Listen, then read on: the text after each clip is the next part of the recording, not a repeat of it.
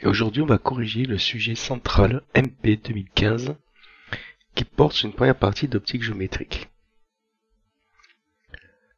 Alors, on avait énoncé une santé le système de capture d'empreintes digitales par réflexion totale frustrée, avec un début d'optique géométrique dont on va lire les premières questions.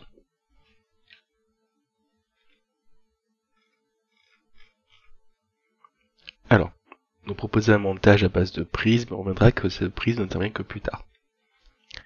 Alors, montrer que dans les conditions de Gauss, la relation de conjugaison entre A et A1 par le dioptre plan formé par la face du sortie du prime s'écrit HA1 égale 1 sur N HA. Alors on voit déjà qu'il y a un indice optique après dans la formule, on va essayer de le faire apparaître. Le mieux pour cela, c'est de faire appel aux lois de Descartes sur la réflexion et sur la réfraction. Alors j'ai fait un petit schéma. On utilise la loi de Descartes, ici, et dans la formule proposée, on voit qu'il y a pas sinus. Donc on a bien l'indice, mais on n'a pas sinus. Donc on va utiliser les petits angles pour transformer les lois de Descartes en ce qu'on a appelé antérieurement les lois de Kepler. Et donc on a la relation I égale NR. Or, par le schéma, on remarque ici, on a I et R qui sont ici, mais on retrouve les angles, par exemple, ici. Et on retrouve l'angle I ici, et l'angle R à cet endroit.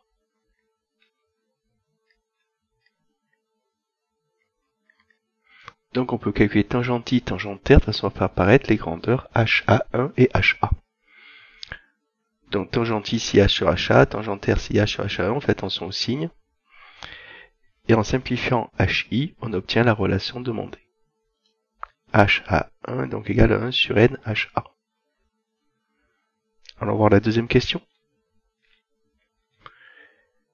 Exprime P' et P' en fonction de D1 et de gamma. Détermine alors F' en fonction de D1 et de gamma à l'aide de la formule de conjonction de Descartes. Donc on remarque que conformément au programme, la formule de conjonction de Descartes est donnée. Et on va l'utiliser sous la forme proposée par l'énoncé.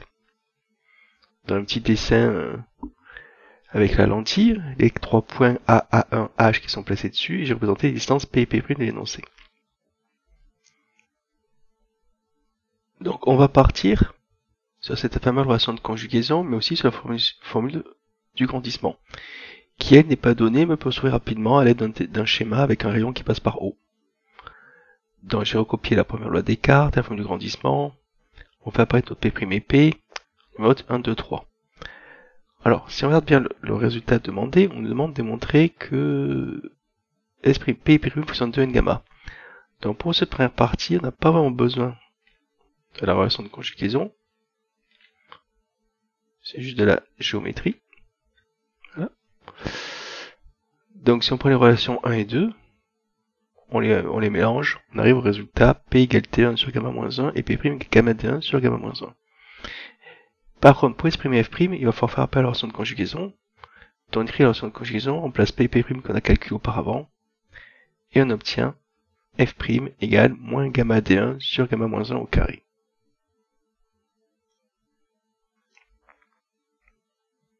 Voilà pour la question 2. Question 3.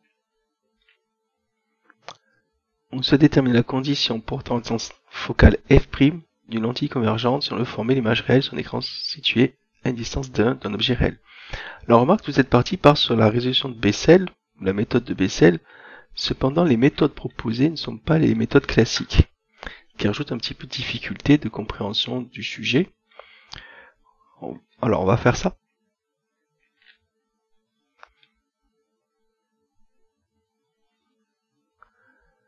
Donc on va créer la fonction en fait D1 sur F' à l'aide de la formule 4. Donc on prend la formule 4, on isole D1 sur F' et on développe le carré. On obtient que D1 sur F' égale moins gamma plus 2 moins 1 sur gamma. Ce qu'on va faire, on va voir comment varie cette fonction en calculant sa dérivée faisant un tableau de variation. Voilà, c'est ça qui change un petit peu par rapport à ce qu'on fait d'habitude. D'habitude, on prend la formule de Descartes, on fait apparaître un polynôme d'ordre 2, et c'est le signe discriminant qui devrait savoir qu'il faut que D1 soit plus grand que 4F'. Donc là, on fait le tableau de variation, la dérivée on tient moins 1 plus 1 sur gamma 2.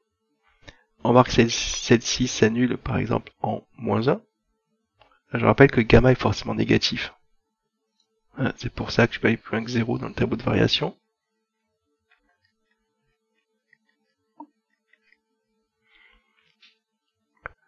Et quand on calcule à la valeur du minimum la fonction d1 sur f', on obtient 4.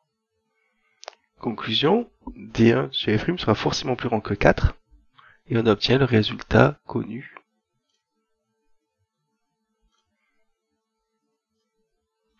Qu'on doit exploiter aux épreuves de TP d'optique géométrique. C'est-à-dire qu'il faut qu'au moins la distance écran-objet soit plus grande que 4f' de façon à avoir une image réelle à partir d'un objet réel. Alors on va aller voir la quatrième question. On suppose gamma égale moins 2. À quelle distance place-t-on la lentille devant l'écran et quelle est sa focale? À quelle distance place-t-on la lentille devant l'écran et quelle est sa focale? Ok.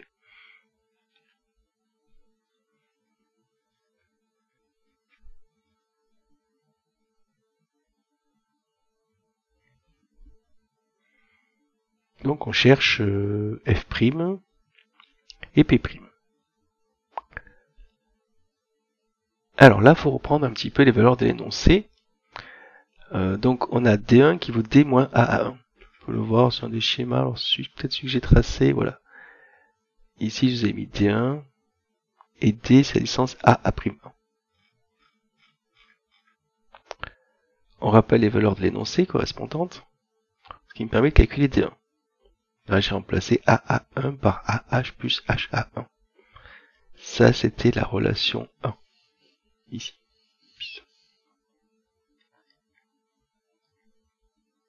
Qu'on a utilisé.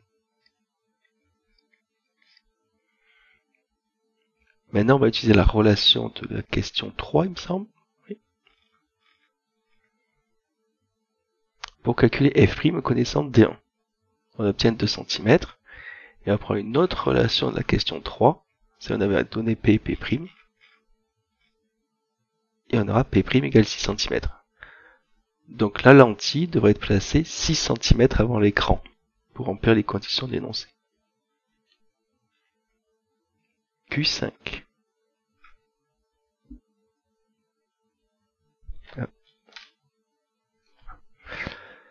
On souhaite avoir une image la plus agrandie possible, gamma maximale, mais sans augmenter l'encombrement du dispositif, ce qui impose de ne pas augmenter la longueur D1. Dans quel sens faut faire varier f'?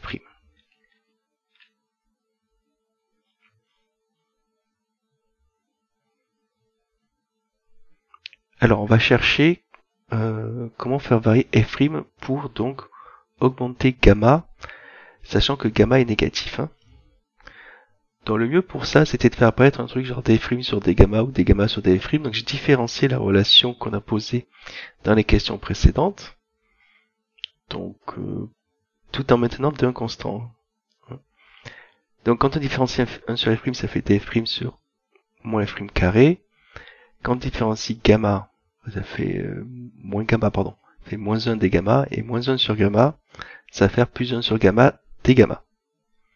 Bon, on fait ça, on a ce résultat qui est ici. D gamma sur df'. D1 est positif, gamma carré est positif, f' carré est positif. On a vu que... Alors, ici...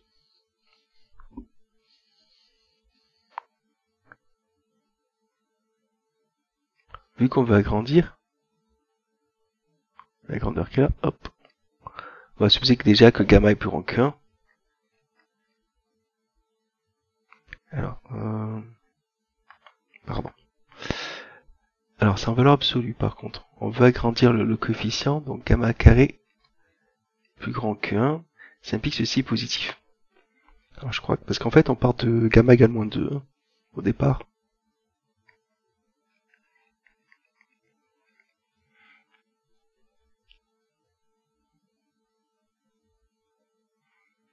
Donc, f' est positif, gamma est négatif. Donc notre but c'est de faire croître des gamma. Donc si on veut faire croître des gamma, il va falloir que des gamma soit négatif parce que gamma est négatif. C'est-à-dire par exemple on veut passer de gamma de moins 2 à moins 3, Ça fait moins 3, moins 2, ça fait bien moins 1, c'est négatif. Donc comme l'ensemble est positif, que d gamma est négatif, aussi que d' sont négatifs, et comme c'est une lentille convergente, il va falloir baisser la focale de celle-ci, et donc choisir la focale la plus petite possible. Alors cependant, souvent les lentilles convergentes à Bormens sont des lentilles biconvexes. Alors j'ai fait un petit dessin ici de lentilles à Bormens biconvexes. Okay. Et ce qu'on remarque, c'est que pour que la focale soit la plus petite possible, il faut augmenter les rayons de courbure. Cependant, dans l'efficience des lentilles à Bormens, il faut, il faut que E soit très inférieur à R1 et R2.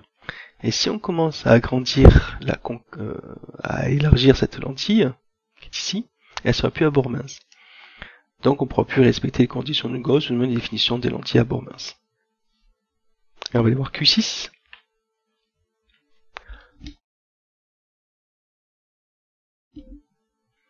À quelles conditions sur A et sur LC peut-on distinguer deux crêtes successives? Quelle taille de pixels recommandez-vous?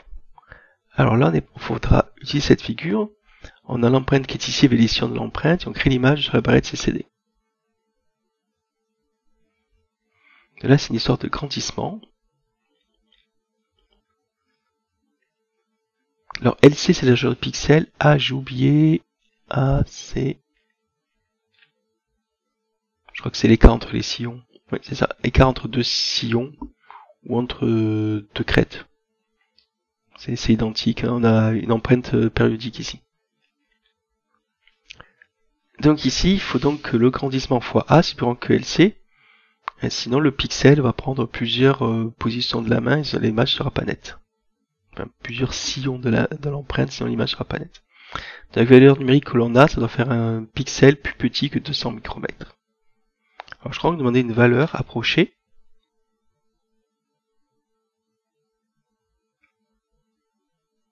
Quelle taille de pixel recommandez-vous? C'est une question ouverte, on va dire. Quelle taille de pixel?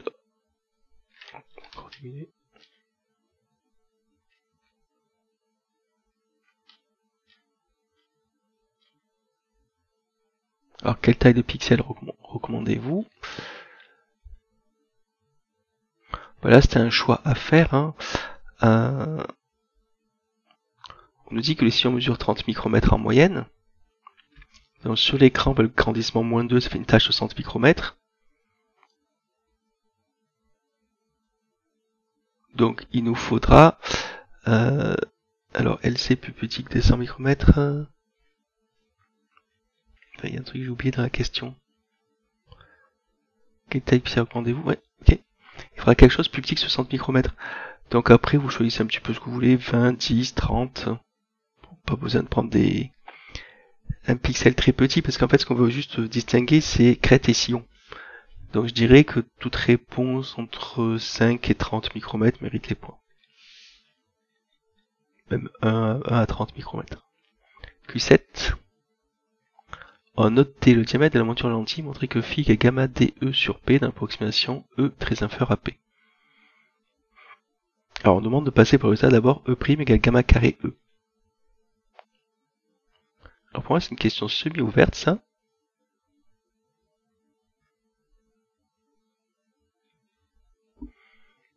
Alors on va d'abord démontrer que E' sur E égale gamma carré. Donc pour faire ce calcul, il fallait partir de la loi de Descartes, différencier celle-ci, on a fait ici, et on obtient dP' sur dP égale gamma carré. Or justement, E et E' sont des variations de P et P', de faible variation. Donc on obtient que E' sur E égale...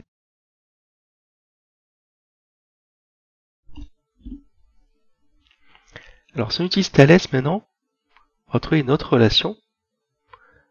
On a D sur E' moins P' égale phi sur E. Je fais le dessin ici.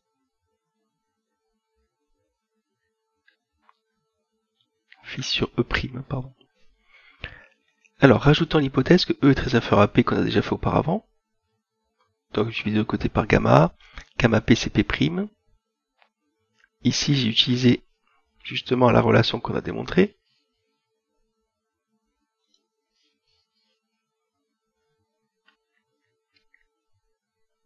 mettre car gamma E égale... Ah, mais là je mets le résultat directement. Hop. On va être car E' égale gamma carré E. Voilà. Donc on fait passer un gamma de l'autre côté pour voir ce qu'on a fait ici. Et on obtient le résultat demandé, phi égale E'd sur P'.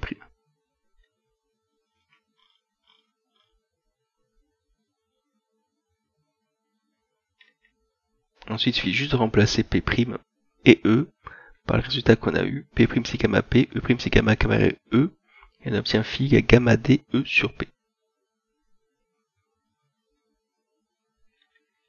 Question 8.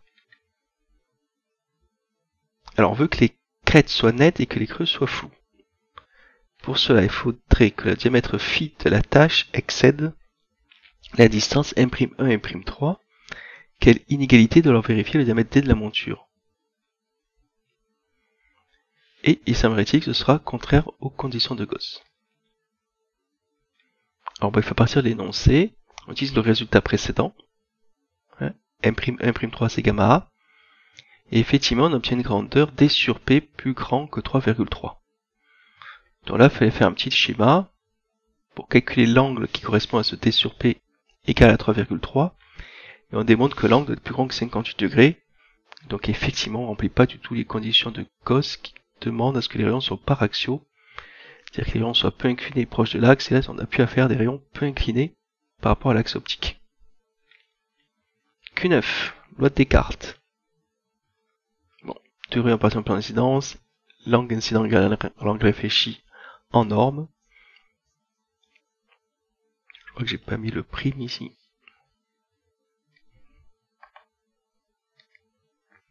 Et troisième loi de Descartes sur la réfraction, N1 sinus 1 égale N2 sinus 2. Rayon réfracté et qu'il n'y a qu'un rayon réfléchi à partir du rayon incident. Donc la condition c'est qu'I2 doit être plus grand que pi sur 2. Donc on reprend cette inégalité, on fait N2 sinus I2 donc plus grand ou égal à N2 sinus pi sur 2. On utilise la troisième loi de Descartes et on obtient au final qu'I1 doit être plus grand ou égal à arc sinus d'N2 sur N1. Et pour l'obtenir, il faut bien sûr une condition sur les indices, il faut que le milieu 2 soit moins réfringent que le milieu 1. Allez, question 11. Étant donné la position de l'empreinte digitale, si on s'en tient strictement à l'énoncé des lois de Descartes, peut-on éclairer le doigt afin de former son image sur le capteur CCD. Dans le montage proposé, la lentille permettra d'obtenir l'image du doigt sur l'écran du CCD, néanmoins il faut aborder l'optique ondulatoire pour comprendre comment le doigt est éclairé au travers du prisme. Donc dans la suite du sujet, on comprend facilement ce qu'on doit trouver comme solution à cette question. Alors Q11, j'ai fait un schéma par rapport à l'inclinaison proposée du capteur d'empreinte. Or, on a 41 degrés. Donc on aura effectivement réflexion totale. Donc on ne pourra pas éclairer le doigt sur l'écran du CCD. On va pas être dans les conditions d'obtention d'une image du doigt. Car l'angle proposé est plus grand que 41 degrés. Donc ici, dans le cas de mon schéma, j'ai fait un petit trait. Et donc ici, il y a le doigt.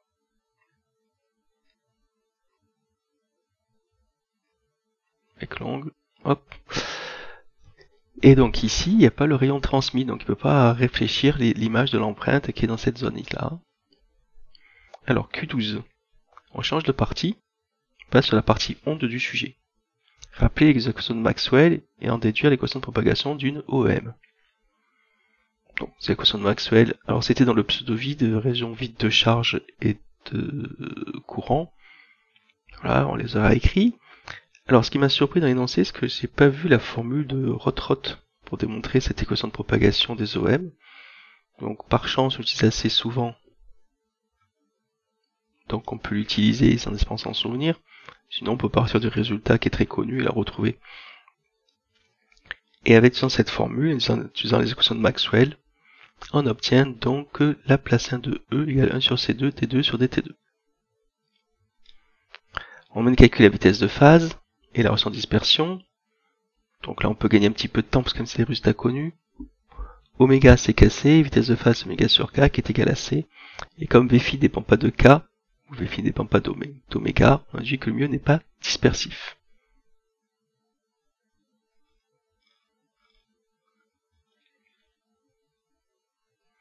On admet que dans un milieu linéaire homogène et isotrope, parfaitement transparent, tout se passe comme si on remplaçait dans la relation de dispersion précédente la permittivité du vide epsilon0 par la grandeur n carré epsilon0. Donc on va utiliser cette propriété pour recalculer la vitesse de phase et en déduire ce milieu est dispersif ou non.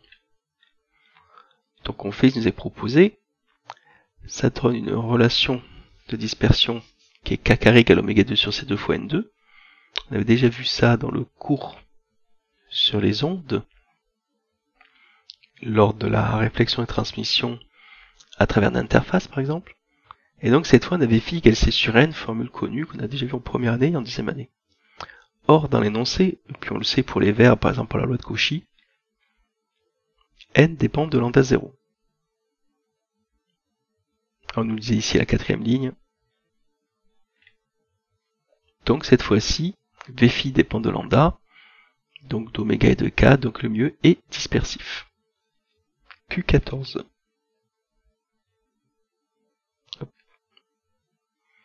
Alors là, justement, on rentre dans les relations de continuité, avec donc le vert d'indice n dans la zone z négative et l'air d'indice 1 dans la zone z positive. On nous donnait les expressions de EI, de R et ET utilisées. On admettra que les champs électriques et magnétiques sont continus à travers ce dioptre.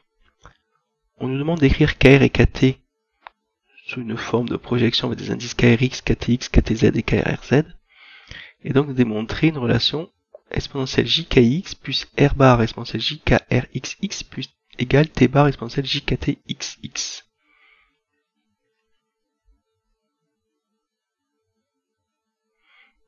Donc c'était la relation de continuité de E qui me permettait d'écrire ça.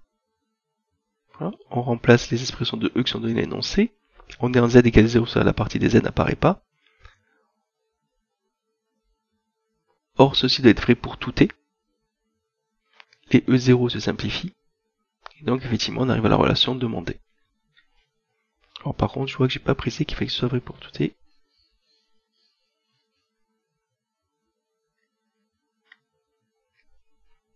On va le rajouter.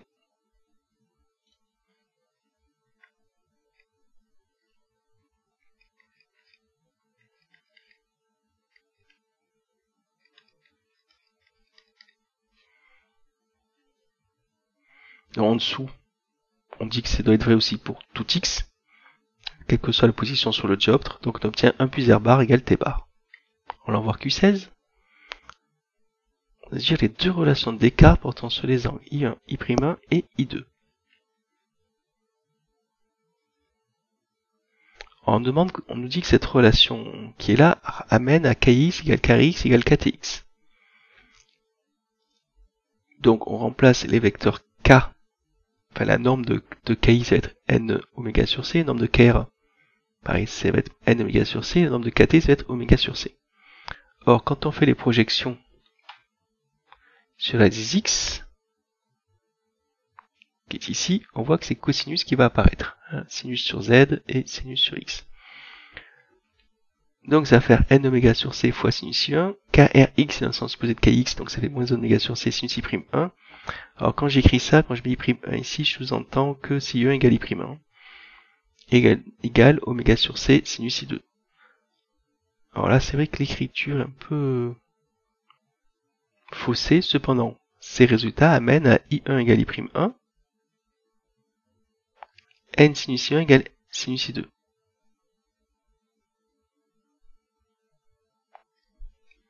Oui, alors là, effectivement, pardon pour ce que j'ai dit, c'est la mesure algébrique de I'1.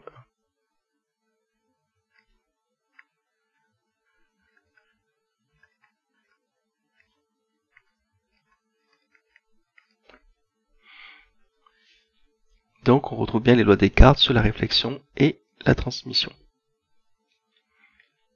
Q17, on demande de trouver des relations entre RT et on posera mu bar égale ktz sur kiz. Alors je vous prends tout de suite, mais R ressemble au T, au nu. Donc on va essayer un petit peu distinguer. Donc on a fait la relation de quantité sur E, ensuite la relation de quantité sur B. Alors c'est un petit peu fastidieux avec les écritures de K. Bon, on fait le calcul, on projette sur OX et sur OZ. On remarque la projection sur OX. Ouais, hop. Voilà. La projection sur OX après l'application redonne 1 plus R bar égale T bar. Donc on va s'intéresser surtout à la projection sur OZ.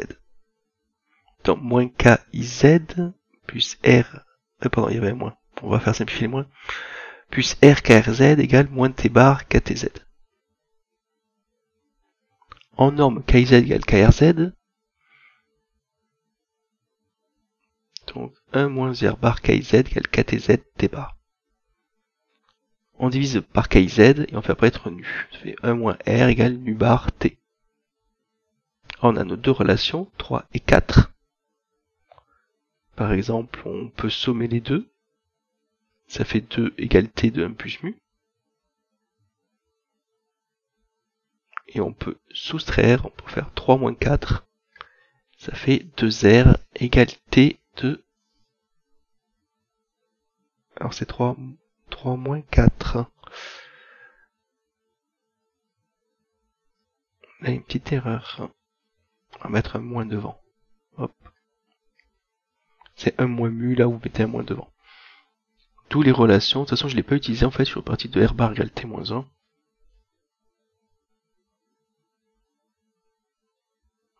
D'où 2 sur 1 plus mu et 1 moins mu sur 1 plus mu. Alors Q18. Expliquer les composantes du vecteur d'onde KI en fonction de N, K0 et I1. Donc ça on l'a presque déjà démontré les questions précédentes. On sait que KI c'est NK0, donc KI c'est NK0 sinus 1 et KZ c'est NK0 cos 1. Q19.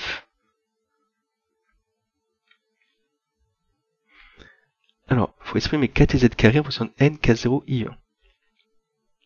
Alors on va partir de la définition de KTZ carré, comme nous le propose, c'est K0 carré moins KTX carré. On remplace KT carré, KTX carré par KT carré, enfin KTX par KT sinus 2 qu'on élève au carré. On utilise la loi des Descartes. Or, KT, on est dans le vide, on peut remplacer KT carré par K0 carré. On obtient la relation sur KTZ carré. Alors là, il y a deux cas distingués si on le signe de l'expression 1 moins n carré sinus carré 1. Si c'est négatif, KTZ est réel, on a cette formule-là. Par contre, si c'est positif, cette expression est négative, donc KTZ va être imaginaire pur. Et on aura cette expression-là. Alors ce qu'on peut faire, c'est poser ça égal J sur delta pour mieux avoir des expressions plus simples à écrire, et réécrire l'OPPH en plaçant KTZ dans son expression.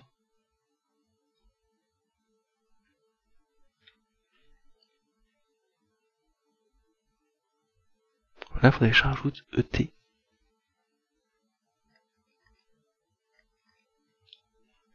J'ai mis tout le champ transmis. Rappelons que c'est ET qu'on cherche. Donc on remplace donc notre KTZ dans cette expression. Bon, ici, je ne l'ai pas réécrit, ça reste une OPPH.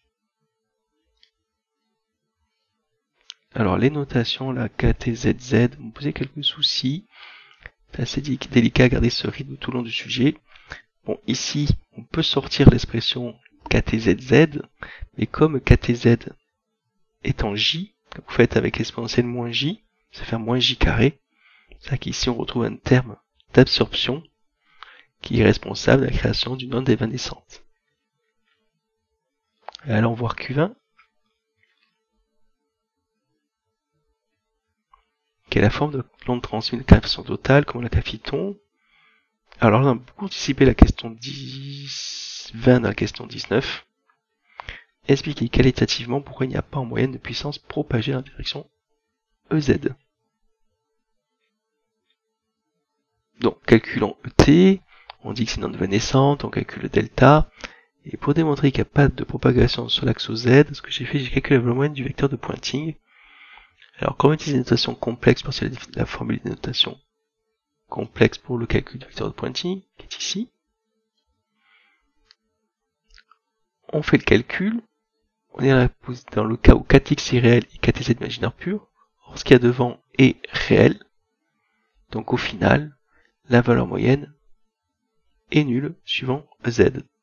Donc on peut dire qu'il n'y aura pas d'énergie. Alors comment est d'énergie en moyenne de puissance propagée dans la direction de z. Par contre, il semblerait qu'un est suivant OX. Autre façon de dire, c'est de dire comme c'est une onde évanescente, il n'y a pas de propagation suivant OZ aussi. Alors, Q21, on passe à la partie mécanique quantique. On remarquera que le sujet est assez long quand même. Puis mine de rien, les questions sont pas si évidentes que ça. Alors, mécanique quantique, c'est peut-être la partie la plus simple. Donc, on a une marge de potentiel. Donc, si Vx égale 0, on tombe sur l'équation de champ de gaz ici. Hop. On fait 3K. On fait 3K où on dit que comme on a V égale 0, E égale C est positif, on s'intéresse qu'au cas E positif. Et on obtient donc cette relation phi g égale A exponentielle jkx plus B exponentielle jkx, où K égale racine de 2me sur h bar carré. Q22. On va devoir faire de même dans la zone droite et démontrer que D égale 0. Donc on réécrit l'équation de Schrödinger. On fait apparaître Q carré, en tenant compte cette fois que V n'est pas nul mais que V vaut 0.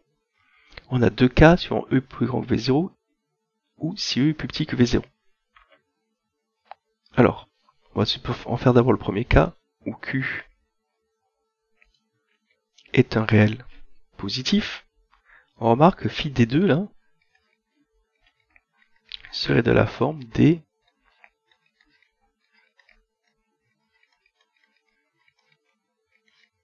en plus Q est réel, faut pas oublier, hein, j'ai mis une barre, mais Q est réel, D exponentielle moins G oméga T plus QX.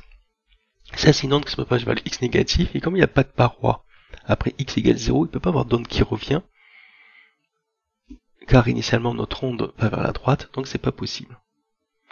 Et dans le cas où on prend Q imaginaire pur, bah, ça va faire un terme d'amplification, puisqu'on est au côté des X positifs, donc on va devoir proposer aussi le cas où X tend vers l'infini.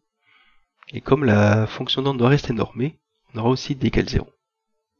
Alors Q23 fait calculer R et T dans le cas de la mécanique quantique. Donc première chose à faire, c'est faire apparaître un phi incident et un phi réfléchi. Et ensuite, d'utiliser les conditions de continuité en X égale 0 de phi et de phi prime. Alors, première chose qu'on remarque, ici, c'est qu'on a B qui vaut RA et D qui vaut TA par définition. Ensuite, on remplace en X égale 0, phi. Donc ici, ça va faire A plus RA égale TA. Alors, on aurait pu rajouter ici, quel que soit T, comme ça permet de comprendre qu'on est simplifié exponentielle moins J oméga T. Et pour phi prime, bah, quand vous dérivez, ça fait, il y a même un J logiquement que j'ai pas écrit. Ça fait JK, facteur de A moins RA. Et de l'autre côté, ça fera JQ fois TA. Donc on simplifie les J. Pour après calcul classique. Donc comme tout à l'heure, je mets des doubles barres pour différencier mes R de mes nus. Et on obtient exactement les mêmes coefficients que dans le cas de l'optique ondulatoire. Q24, il fallait faire pareil en puissance. On demande d'introduire le vecteur J et de vérifier que R plus T égale à 1 et interpréter ce résultat. On rappelle le vecteur J, H bar K sur M fois psi module psi au carré. On définit R et T. On utilise les résultats déjà qu'on avait auparavant. Il faut juste faire attention qu'il y a ici K. Donc il y aura K pour la partie de gauche et Q bar pour la partie de droite. Donc ça nous amène à ces coefficients.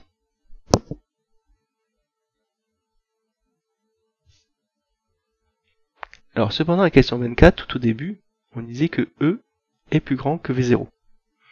Par conséquent, le coefficient mu est réel. Ça permet de développer ça comme un carré, et quand on fait le calcul R plus T, ça vaut bien 1. Ce qui signifie que le flux incident se divise en flux réfléchi et transmis, avec conservation de débit total de particules par exemple. Q25. Alors maintenant on a E plus petit que V0, expliquer quasiment pourquoi T égale 0. Alors si E est plus petit que V0, l'onde est évanescente, donc il n'y a plus de propagation, donc T vaut 0. On a déjà fait la même remarque auparavant, on va pas refaire de calcul. Alors Q26, on peut se demander qualitativement. Il va falloir remplir le tableau. C'est juste une analogie. Donc il fallait faire l'analogie.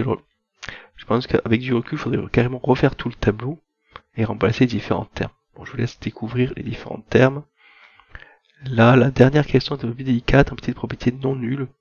J'ai mis champ non nul, parce que dans l'énoncé, ils nous mettent un singulier. Mais en fait, c'est plutôt E et B qui vont être non nuls. Hein. Q27. Oups. Alors, question ouverte. On suppose que la crête d'un sillon est en contact avec le prisme et que le creux d'un sillon en est distant de 30 micromètres. La diode laser émet à 630 nanomètres. À l'aide de l'analogie développée, évalue le coefficient de transmission en puissance du creux du sillon. Conclure l'étude en expliquant en quoi le dispositif d'un tel capteur optique d'un point digital repose sur un principe de réflexion totale frustrée.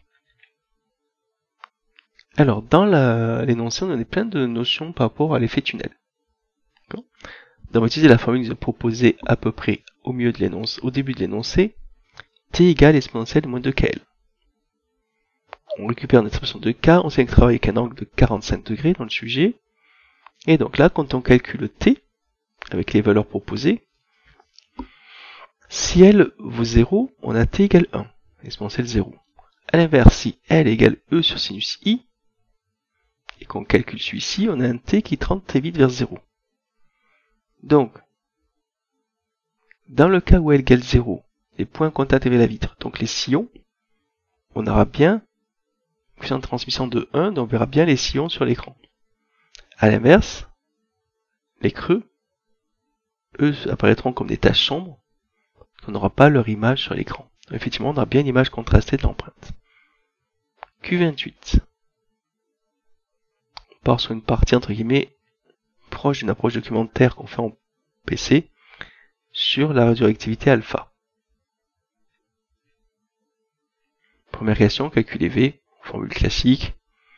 On remplace Q par 2, Q' par Z-2. Par contre, dans l'énoncé, il va nous introduire la constante fine, je ne sais plus comment il l'appelle exactement, on va trouver ça.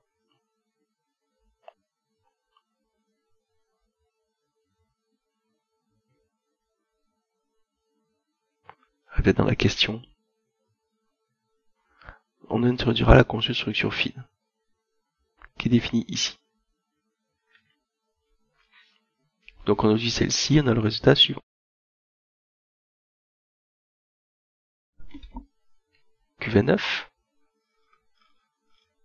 Alors, je sais pas si vous avez eu le temps de voir, donc le résultat suivant. Hop. Ça c'est un 2. Q29. Justifie la formule T égale N de 2 sur lambda. Donc ça se voit aussi en chimie, en cinétique. Alors on prend la formule de décroissance relative qui était dans l'énoncé. On intègre l'équation différentielle. On dit que le temps de demi-vie est défini par nt égale n0 sur 2. Et on obtient notre t égale ln de 2 sur lambda. Une question un peu plus difficile maintenant. Il fallait démontrer la relation f, où f est la fréquence, égale c sur 2r racine de 2e alpha plus v0, le tout sur mc2. Alors pour faire ça, il fallait repartir à l'énergie cinétique, disant que c c'est v2, on a du v. Or EC c'est E alpha plus V0. Donc on a V égale racine de 2 E alpha plus V0 sur M. Or dans la formule on veut F. V n'apparaît pas, donc il faut trouver une autre façon d'exprimer V. Donc on va dire que V se déguise sur dt, on va prendre le temps d'aller-retour de R sur T. Or T, justement, la période, nous permet de faire apparaître la fréquence en disant que c'est 1 sur T égale F. Donc après on remplace, et après quelques lignes de calcul, alors il fallait rajouter C des deux côtés, par contre pour le résultat demandé, on obtient F égale C sur 2R racine de 2 E alpha plus V0 sur MC2. Q31. On nous donne une formule, on égale PF, et on veut qu'on retrouve la loi empirique log décimal de T égale C1 sur racine de E alpha plus C2. Alors partant de la relation proposée, là on égale PF, or dans l'énoncé on dit aussi que P égale E moins gamma. Hop. On remplace le lambda qu'on a trouvé avant, donc ça fait N2 sur T égale F E moins gamma. On va remplacer, on va prendre le log décimal de tout ça pour se rapprocher du résultat demandé. Et on va remplacer F. Alors là on se retrouve avec une formule qui est très éloignée du résultat proposé. Donc on va essayer de faire apparaître les termes constants des autres termes. Alors ici on s'intéresse à un élément chimique, on va dire que Z est constant et que le rayon est constant. Et il nous reste cette formule-là, qui reste malgré tout un petit peu éloignée de celle proposée. Donc là, ce qu'il fallait rajouter, on va supposer que la fonction log de E alpha plus V0 varie peu comparée à 1 sur racine de E alpha. D'accord? Ou alors, il faudrait comparer les constantes. Si on trouve celle-là qui est très petite, par rapport à celle-ci, on peut aussi utiliser ce terme. Et en faisant cette hypothèse, effectivement, on arrive à la formule log de t égale c sur racine de 1 plus c2. Q32. Oups. On considère un échantillon radioactif alpha d'activité massique AM égale 3 puissance 10 becquerel par gramme. Estimé dans de grandeur W qu'on appelle émission thermique massique d'échantillon donné en watts par kilo. Donc, si on ne savait pas trop quoi ça parlait, il suffit de partir sur les unités. Donc, si on fait une analyse dimensionnelle, on voit qu'il faut dire que W c'est AMC. Et après une application numérique, on obtient W égale 112 watts par kilo. V0 et E alpha, fallait prendre à côté du graphique figure 12. Maintenant, pour passer à la volumique, on multiplie par la masse volumique. Hop. Alors, c'est eux qui proposaient que on vous propose gros oméga. Qu'est-ce que c'est? Donc, connaître l'activité massique, c'est l'activité volumique. On arrive à la partie 2b, température d'un flux de stockage. Première question, déterminer la valeur d'émission thermique volumique, puissance émise par unité de volume du colis. Alors, le volume du colis est donné ici, 75 litres, et la puissance ici, 2 kW. Donc, on faisait le rapport des deux, on obtenait cette puissance volumique U, qui est égale à 11,4 kW par mètre cube. Question 35, il fallait faire un bilan, de façon à trouver une expression de défi sur dr. Donc on fait ce fameux bilan, ici, remarquant qu'on est en régime stationnaire, et donc on applique ça à une couronne cylindrique. Donc il y a un flux qui sort, moins phi r plus dr, un flux qui rentre, phi de r, et un flux créé. Le flux créé, qui est donc lié à cette puissance volumique, il est créé dans le volume du cylindre, ça va être 2 pi r, fois dr fois h, le volume de ce cylindre, bon bien entendu, à l'intérieur de la couronne cylindrique, et on obtient l'expression suivante, dφ sur dr égale 2 pi u h r. Les dr ici simplifient.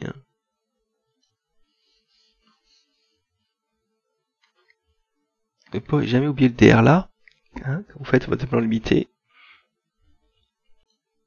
Question 36, rappelez la loi de Fourier. Donc JTH égale moins lambda gradient de T, à une dimension. Après on peut écrire le flux égale JS. Or ce flux va s'appliquer sur la surface latérale du cylindre, on utilise la surface latérale, d'où son expression.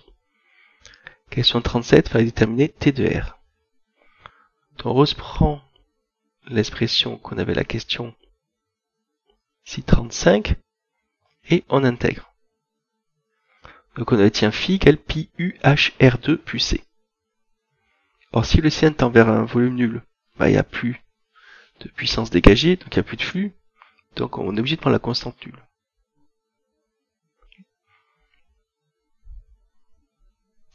On peut alors égaliser nos deux flux obtenus. Une équation dt sur dr qu'on peut intégrer de la façon suivante. On va utiliser t de r pour calculer la constante c', d'où l'expression suivante. Q38. Le stockage est-il possible dans les conditions présentées lors de la première décennie et à plus long terme? On argumentera présentant des évaluations chiffrées de température. Alors pour ça, il faut utiliser la loi de Newton et égaliser cette loi de Newton avec le flux en R qu'on a calculé auparavant. Et on obtient après calcul TR égale Tx plus mu R sur 2H. D'après la formule qu'on a là, on voit que la température est maximale au centre. Donc on va calculer en T0 et on va dire que T0 égale Tmax. Et donc on a Tmax égale la formule suivante. Alors dans l'énoncé, on donnait deux valeurs de H. Suivant que la convection soit forcée, que ce soit naturelle, j'ai fait deux applications numériques. Avec Tx égale 90 degrés aussi pris dans l'énoncé, juste au-dessus de la figure 13, on obtient un Tmax 1 de 233 degrés ou un Tmax 2 de 251 degrés. Dans les deux cas, on remplit les conditions de sécurité proposées, c'est-à-dire que la température ne doit pas excéder 500 degrés. On évitera effectivement la transition de phase vitreuse qui semblait poser problème dans le stockage dans le colis. Alors on passe sur une partie chimie.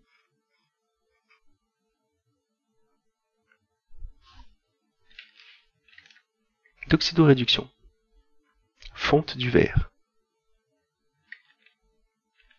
Première question, on fait écrire la demi-équation O2, O2-. Bon, je l'ai écrite ici, ça va assez vite. Ensuite, on parle d'électrode de référence et électrode de travail. Ce qui les distinguait, c'était les pressions d'oxygène. Ça, on nous donnait qu'il fallait écrire FO2 dans cette condition-là. Donc, quand on fait delta E, on a l'expression suivante. Question 41. Soit F02, soit étoile O2, la valeur de pression d'oxygène à la fonte verrière, pour laquelle on y trouve à l'équilibre une même quantité de cérium 4 que de cérium 3. Exprimer log de FO2 étoile en fonction des potentiels standards des coupes CE4+, CE3+, et O2, O2-, et de l'activité O2- des ions O2-. Alors d'abord, il fallait trouver à quoi correspondait cette équation bilan. Voilà. Donc j'ai essayé de garder les coefficients de l'équation obtenue. Donc là on fait une combinaison d'équations, on utilise nos formules de thermochimie. On calcule la constante K0B proposée. Et dans l'énoncé, on disait de choisir les deux activités égales. Et donc on a F02 étoile égale P0 activité d'O2- fois exponentielle KFRT E0' moins E0. Ensuite, on nous disait qu'il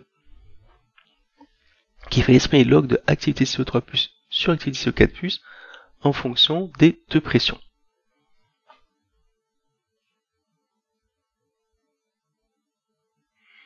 Donc, avec F02, on a l'expression là, avec F02, on a l'expression là. Attention, c'est l'expression juste avant qu'on remplace ici les activités par le rapport d'activité par 1.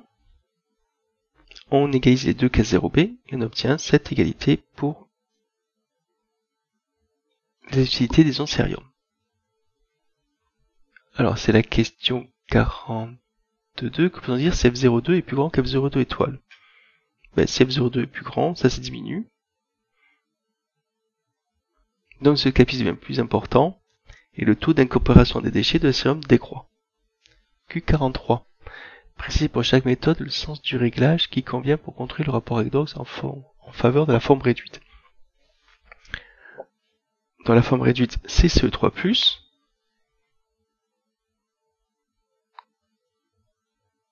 Donc pour commencer, on peut diminuer FO2 pour augmenter CE3+. On peut aussi jouer sur l'activité d'O2-. Par exemple, si on augmente O2-, alors la réaction sera faisée dans le sens direct pour justement compenser cette augmentation. Là, on consommera donc beaucoup de CO4+, et on favorisera CO3+.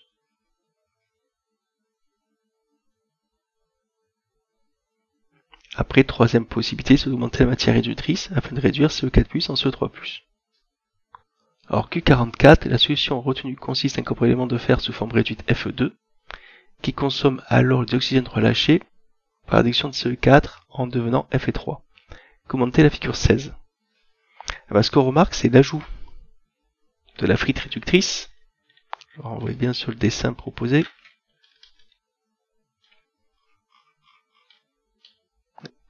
L'ajout de la frite réductrice nous permet de rester en dessous à l'atmosphère, donc d'éviter cette formation de bulles qui serait dangereuse pour le procédé utilisé.